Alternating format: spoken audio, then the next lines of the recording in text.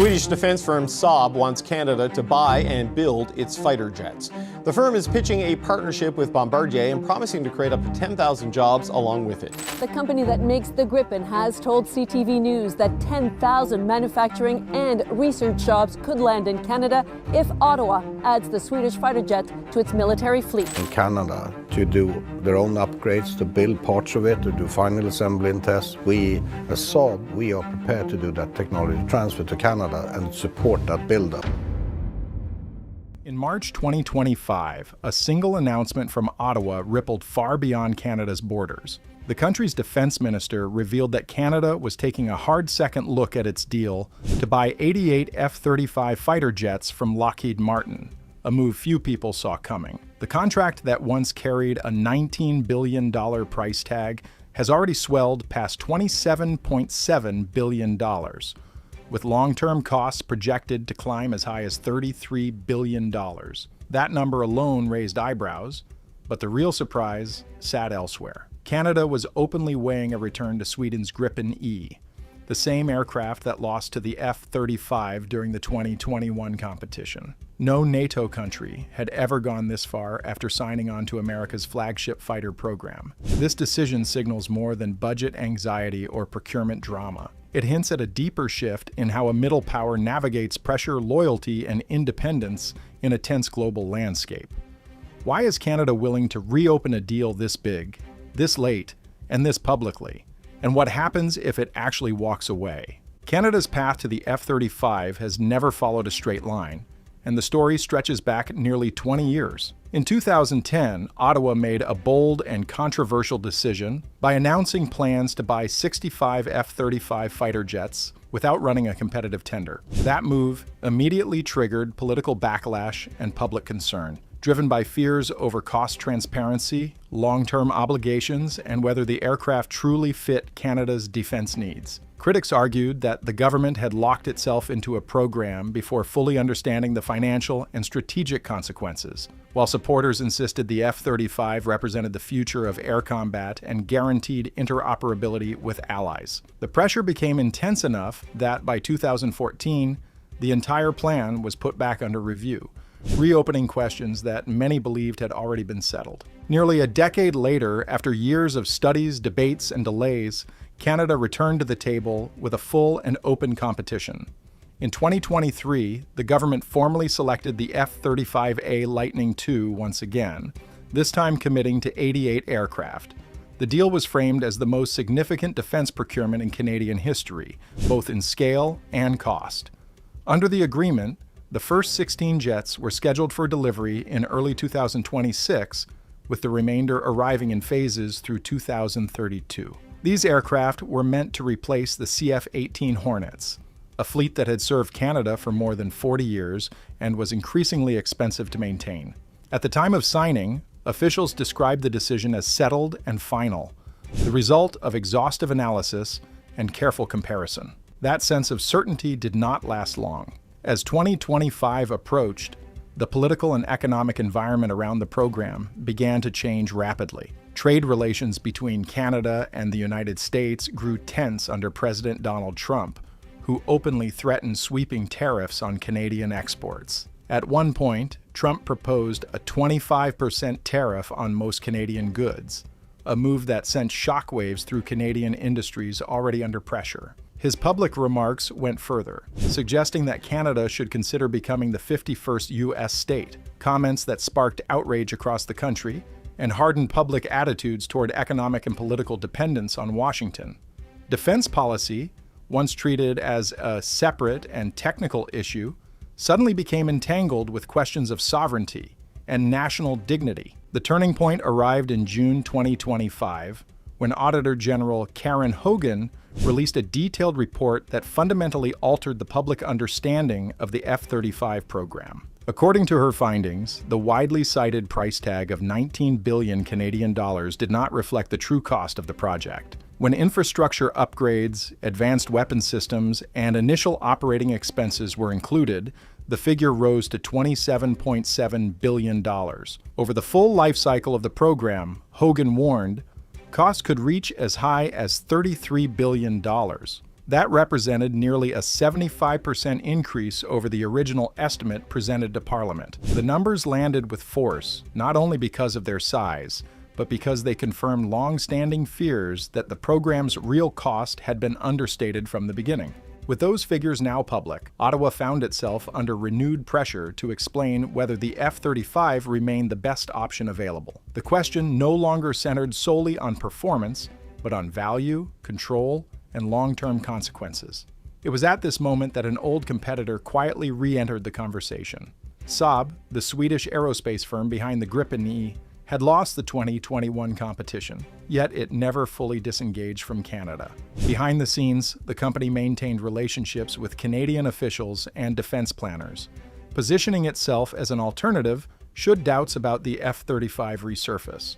Those ties became visible in August 2025, when Canada and Sweden signed a new framework agreement focused on defense and aerospace cooperation, with a strong emphasis on Arctic security. The timing was not accidental. The Arctic has grown more central to Canada's defense strategy as Russia and China expand their presence in the region, and Saab was quick to highlight the Gripen's design origins in Sweden's own harsh northern environment. The company's proposal went beyond aircraft specifications. Saab pledged to assemble every Gripen E in Canada, offering full technology transfer that would allow Canadian technicians to maintain, modify, and upgrade the jets without relying on foreign approval. According to Saab, the program would create between 12,000 and 12,600 jobs across Canada's aerospace sector, a promise that immediately drew political attention. Those employment figures shifted the tone of the debate. What had once been framed as a choice between aircraft now touched on industrial strategy and economic independence. Industry Minister Mélanie Joly publicly stated that Canada needed to demand more in return for military procurement spending, signaling openness to Saab's proposal. She confirmed that discussions were underway about assembling the Gripen in Canada, reinforcing the message that defense purchases could serve as tools for domestic growth rather than purely military transactions. Saab's pitch also leaned heavily on adaptability. Sierra Fullerton, representing Saab Canada, argued that the company had moved beyond rigid ideas of aircraft generations, emphasizing that Gripen technology could be upgraded continuously. The implication was clear.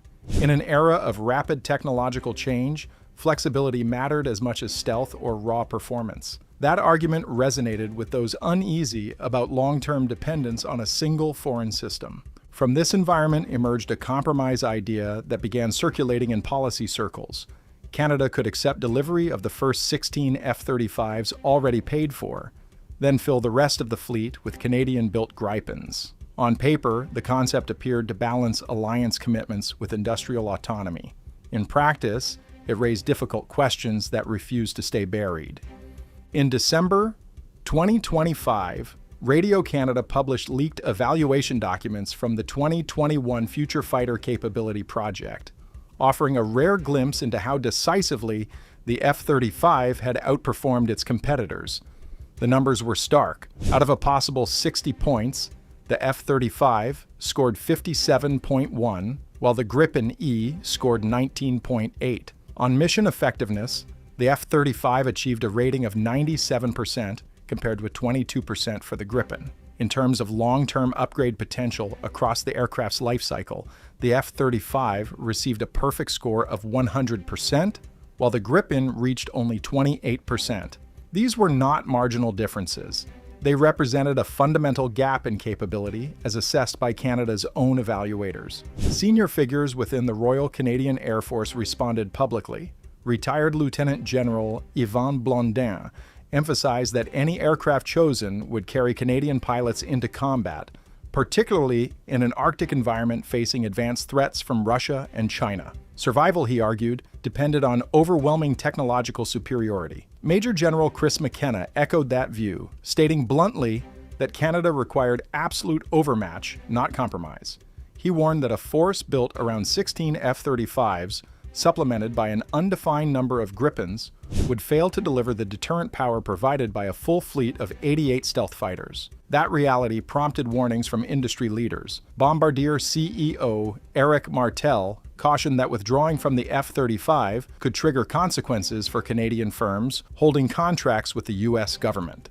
Bombardier alone maintains 2 such contracts, one for liaison aircraft and another for surveillance platforms. A sudden shift in defense policy could place those agreements at risk, along with opportunities for dozens of smaller suppliers embedded in the same network. Even the Gripen alternative carried hidden dependencies. The aircraft relies on the American-made General Electric F414 engine, meaning the United States would still control export licenses. Analysts noted that Washington has used such leverage before, denying or delaying approvals to influence foreign policy outcomes.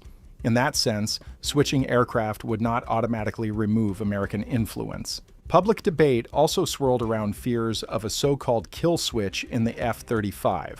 While Lockheed Martin and the Pentagon have repeatedly denied the existence of any remote shutdown capability, the rumor spread widely on Canadian social media, amplifying skepticism. The reality lies elsewhere. The F-35 depends on continuous software updates managed by the Pentagon's Joint Program Office. That office controls maintenance systems, upgrade pathways, and most critically, the aircraft's source code. With the exception of Israel, no buyer receives access to that code, creating a level of dependence unseen in previous generations of fighter procurement. If access to updates were restricted, the aircraft's effectiveness could degrade rapidly. This model represents a break from historical norms. Traditionally, purchasing a fighter jet meant owning the ability to operate and sustain it independently. Under the F-35 framework, autonomy is limited by design. President Trump once openly stated that aircraft sold to allies would never match U.S. versions because alliances can change. Without source code access, buyers must trust that updates will remain forthcoming and sufficient. Those concerns were reinforced by another Auditor General report in June 2025, which highlighted rising costs, infrastructure gaps, and personnel shortfalls within the F-35 program itself. Adding a second aircraft type would compound those challenges rather than solve them. As of January 2026, no final decision has been made. The government of Prime Minister Mark Carney remains committed to the first 16 F-35s already in production, while the fate of the remaining 72 aircraft remains uncertain. Minister Joly has stated that talks with Lockheed Martin will continue into early 2026, aimed at securing greater industrial benefits for Canada. Defense Procurement Secretary Stephen Four has indicated that while a complete withdrawal appears unlikely, all options remain under consideration as discussions with Saab and European partners continue. What are your thoughts? Tell us in the comments, subscribe for more, and turn on notifications. We will see you in the next one.